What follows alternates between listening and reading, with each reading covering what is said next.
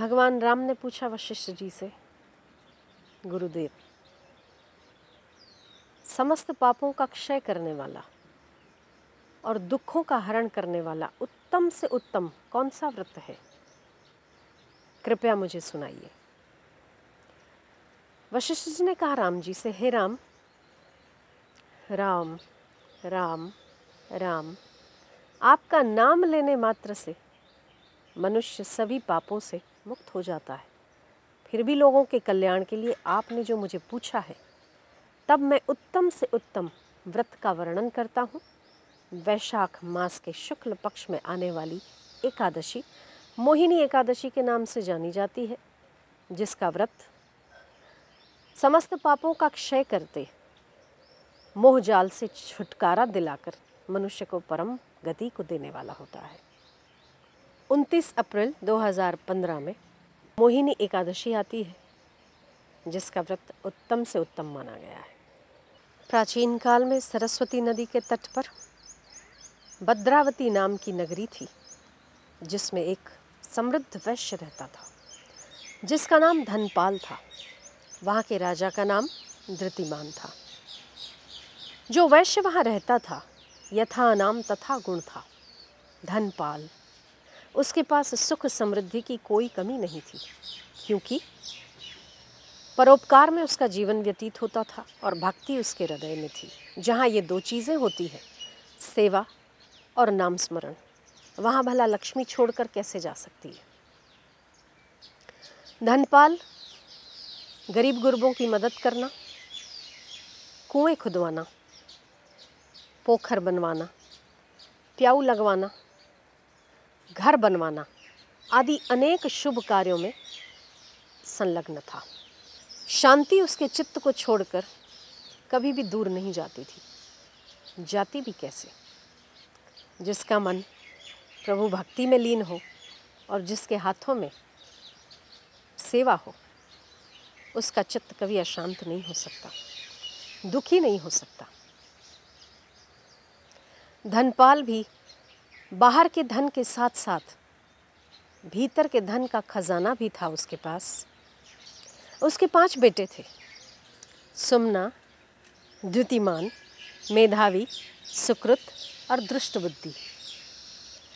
दृष्ट बुद्धि यथा नाम तथा गुण, पाप करने में अति प्रवृत्ति, जुआ, दारू पीना आदि कई प्रकार के दुर्व्यसनों का शिकार था। जैसे वो कम पढ़ता हो, वैसे वैश्यों के प्रति आकर्षण भी उसका स्वभाव था। पिता बड़े दुखी रहते थे। जिसके पास चारित्र रूपी संपत्ति है, भगवान नाम रूपी धन है, वो व्यक्ति परम शांति को प्राप्त करता है। पर जिसके हाथों में ना सेवा है, चित्त में ना भगवान का नाम है, और जिसके पास चारित्र नहीं है, वो व्यक्ति तो भीतर से दरिद्र होता ही है, समय पाकर बाहर से भी दरिद्र हो जाता है। इसीलिए अपने चारित्र का खास ख्याल रखना चाहिए। वो दृष्ट बुद्धि अपने कर्तव्य से विमुख यहाँ वहाँ भटकता रहता। एक दिन वैश्या के गले में हाथ डालकर अपने नगर के बीचों बीच घूमते हुए उसके पिता ने उसको देख लिया। उसके पिता बड़े दुखी हुए। जब वो घर वापस आया, पिता ने खूब फटकार लगाई, खूब डांट लगाई। आखिर उसको घर से निकाल दिया गया। जो भी धन बच्चों को बिना मेहनत के दे दिया जाता है, उसकी कदर बच्चों को नहीं होती। इसीलिए आपके धन का सही सदुपयोग सेवा और सत्कर्म में लगाओगे, तो अगर कभी बच्चों की संस्कार या संगति से अगर बच्चों की बुद्धि बिगड़ भी जाती है, तभी भी आपके सत्कर्म के पुण्यों के प्रभाव से वो वापस अच्छे रास्ते पर आ सकते हैं। धन का बहुत महत्व है। वो कैसे कमाया जाए, बहुत मायने रखता है। दुष्ट बुद्धि भी इसी प्रकार वैश्या के चक्कर में पड़कर अपना घर खोया, अपने बाकी के अच्छे 4 भाई खोए, अपने पिता खोए। परंतु कहते हैं ना, किया हुआ पुण्य कर्म कभी व्यर्थ नहीं जाता, की हुई सेवा कभी व्यर्थ नहीं जाती। ये समझ लो कि पिता ने जो पुण्य कर्म और सत्कर्म किए थे, पिता के चित्त में जो परमात्मा के प्रति भक्ति थी, भगवान नाम का उच्चारण करता था, गरीब गुरबों की मदद करता, आश्रमों में संतों की सेवा करता, ये व्यर्थ कैसे जाता भला? आखिर उसके बेटे को बुद्धि तो आनी ही थी। यही पुण्य का प्रताप समझो कि वो भटकता भटकता एक बार दृष्ट बुद्धि वैशाख महीने में कौंडिन्य ऋषि के आश्रम में पहुंच गया। पता नहीं कैसे उसको चित्त में हुआ कि यहाँ जो संत विराजमान है, उस संत से पूछ लूँ, हो सकता है उनकी कृपा से मेरा दुख दूर हो जाए, मेरा गया हुआ धन, मेरे भाइयों का प्रेम और मेरे पिता का साया मुझे लौट मिले, आप प्राप्त हो, ऐसा कोई उपाय बता दें। उसके आश्रम के बाहर खड़े खड़े सोच ही रहा था, तब उसने मुड़कर देखा तो सामने से कौंडिन्य ऋषि गंगा जी स्नान कर कर लौट रहे थे। उसने प्रणाम किया और कहा,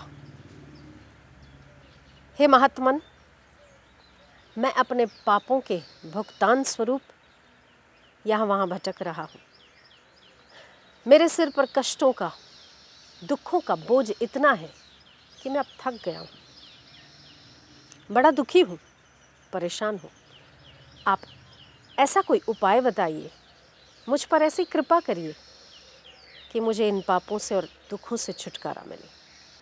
कौंडिन्य ऋषि ने कहा, बेटा, यह वैशाख मास चल रहा है, इसमें आने वाली शुक्ल पक्ष की एकादशी को मोहिनी एकादशी के नाम से जाना जाता है, जो मोह को और पापों को हरण करके मनुष्य को शुद्ध चित्त कर देती है। तुम भी इस व्रत का विधि पूर्वक पालन करो, निश्चय करो, मोहिनी एकादशी का व्रत करूंगा। दृष्ट बुद्धि प्रसन्न हुआ। उसके पिता के पुण्यों के प्रताप से इसी जन्म में बहुत जल्दी ही दृष्ट बुद्धि को सद्बुद्धि आई, संत का सहवास मिला, उपाय बताया और दृष्ट बुद्धि ने, अब हम उसे दृष्ट बुद्धि नहीं कहेंगे, दृष्ट बुद्धि तभी तक था जब तक उसके पास व्यसन थे, जब तक भगवान नाम का जप नहीं था, जब तक वो धन का अपव्यय कर रहा था व्यसनों में। अब तो सद्बुद्धि कहेंगे, क्योंकि उसके पिता के पुण्यों के प्रताप से उसे संत का सहवास प्राप्त हुआ और सद्बुद्धि उसे आई और मोहिनी एकादशी का व्रत किया। मोहिनी एकादशी के व्रत के प्रताप से उसके पाप जाते रहे भस्मीभूत हो गए और आखिर उसने दिव्य देह को धारण किया और अंततः कथा कहती है कि गरुड़ पर बैठकर दिव्य लोक की ओर अग्रसर हुआ। इसीलिए इस व्रत को विधि पूर्वक ओम नमो भगवते वासुदेवाय भगवान नाम का जप करते हुए व्रत करना चाहिए। एकादशी वैसे भी व्रतों में श्रेष्ठ मानी जाती है, उत्तम मानी जाती है। मोहिनी एकादशी का व्रत करके आप भी मोहजाल से मुक्त हो, इस दुख रूप संसार के दुखों से, कष्टों से मुक्त हो। यही मोहिनी एकादशी का संदेश है। ओम नमो नारायण।